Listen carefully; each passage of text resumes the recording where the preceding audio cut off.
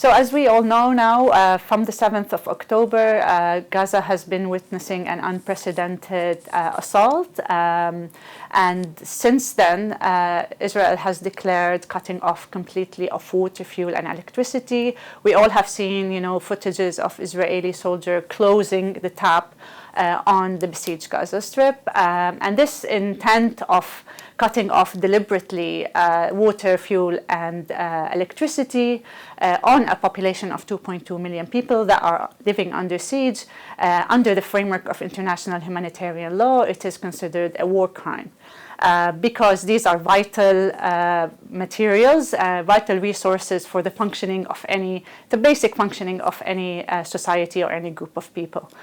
So what we have seen is cutting off those basic materials that has been compounded actually by, as we have seen, the unprecedented bombing of and what has been termed by the Israeli officials as carpet bombing of Gaza, which means that there has been a huge amount of destruction, bombardment of whole neighborhoods, of buildings and infrastructure, and directly also this has meant a deliberate attack on water infrastructure. If we look at it, there are more than 60 sewage treatment plants that are not operational now in the Gaza Strip, which means that raw sewage has been flowing. There's no energy to operate those plants. First of all, there's no electricity, no fuel.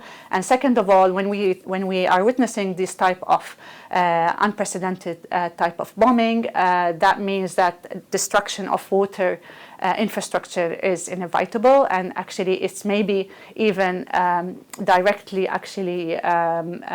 with intent of destruction, as Israeli officials have shown that they are really focusing on destruction, not accuracy, which means that water infrastructure is weaponized here and is being deliberately attacked in this assault on Gaza. So when we talk about whole neighborhoods becoming unlivable, as we have seen the rising number of internally displaced Palestinians in Gaza having to move to the middle area and the south area, to shelters that are not equipped for this large amount of people to be displaced to. So people have been, since the early days, have been really struggling for basic infrastructure, basic sanitation infrastructure in those shelters that are not accommodated for this type of numbers. Of course, we have now heard and seen testimonies of lack of access to potable water, which actually was very dire also before the events in this month, and I'll speak about that in a bit. But people are now actually suffering from dehydration, especially vulnerable communities and groups such as children are suffering from waterborne diseases at unprecedented rates because, again, the shelters that people have been gathering in or around are also lack proper public health standards. So again, all of this type of infrastructural violence we have described now, and the unprecedented attacks and the lack of services such as water and fuel did not happen in a void. Gaza has been undergoing a 16-year siege, which meant that access to resources and control of these resources has been highly controlled and restricted by the Israeli occupation forces, and it has been undergoing slow violence. And the meaning of slow violence, as Rob Nixon has described, is kind of the very kind of subtle types of dispossession that is happening against the population. So the Gaza Strip has no control over its resources and has been deliberately actually under a system of what Sarah Roy has described as de-development.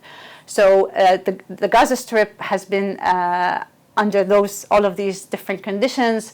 And what that means actually is that Gaza has been under a situation where water was unfit for human consumption. The water that was available was unfit for human consumption, as described by the WHO. A lot of international organizations have been sounding the alarm around the catastrophic realities of life in Gaza in terms of access to basic resources such as water. So even a lot of different scholars have described Gaza, like Dr. Ghassan Abu Sitta, who is a surgeon that works now under these conditions, under this war in Gaza, in addition to Professor Mark Zaytoun, describing Gaza as being in a biosphere of war, meaning that waterborne diseases have been spreading at a very rapid pace. But we can only imagine what that means under these conditions today, because they are even more compounded and more extreme than what we have ever witnessed before. So if Gaza was on the brink of a humanitarian disaster beforehand because of the Israeli blockade, we can only imagine the bleakness of the realities on the ground now. We have also seen not only, the direct intent to destroy and cause destruction for basic infrastructure in the Gaza Strip, but we have also seen attacks on convoys, such as convoys that are bringing those basic need materials, such as potable water, that have also been under attack and bombardment. So we can only understand this as as a war, as a weaponization of water and weaponization of thirst as a form of collective punishment against the Palestinian population in Gaza. So in terms of the long-term effects, they are going to be horrific, because destruction of this type that we are witnessing today is not about rebuilding infrastructure. There is a lot of things to be addressed before. Building infrastructure is one aspect of it, but then for infrastructure to actually operate, they need a constant supply of fuel, of electricity. So if we speak about the desalination plant, for example, it would require a constant supply of fuel for it to be operational and to actually produce the water that is needed. Before October 2023, Gaza was depending on multiple sources for its water, and these sources were all dependent on the Israeli occupation. So we can see this form of dependency growing even further. And that is in itself, something that requires not only a humanitarian intervention, but it requires a political intervention to end the Israeli occupation and to end the siege on Gaza, in order for Gaza to be also not treated, as this geographical unit that is outside of its geographical continuity in terms of Palestinian land and territory, because the idea that we are separating Gaza in order for it to provide for its own water and electricity and fuel is something that is unprecedented as well in the world. And we don't expect an area in New York, areas such as New York or Manhattan in New York, to be able to supply its own energy sources, so let alone, of course, Gaza. So I think for long term, the solution is not to treat the Gaza Strip as a humanitarian case that only requires, foreign intervention and aid, but also to think about concrete political solutions and end the occupation and the siege. Framing of the besieged Gaza Strip as an area of humanitarian concern. That is, of course, this humanitarian constraint hasn't risen because of natural disaster, like an earthquake or a monsoon or any type of climate event, but actually it's a man-made humanitarian disaster that does not require the continuous influx of international aids for reconstruction and rehabilitation.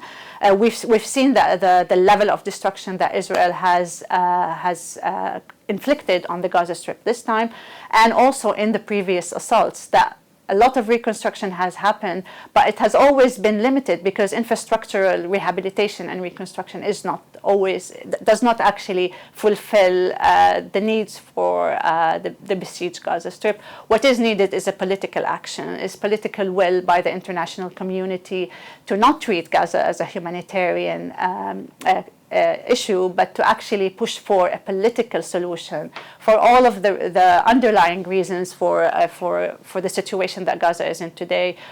Clearly, it means that it is about ending the illegal siege on Gaza and also ending the occupation of the Palestinian people.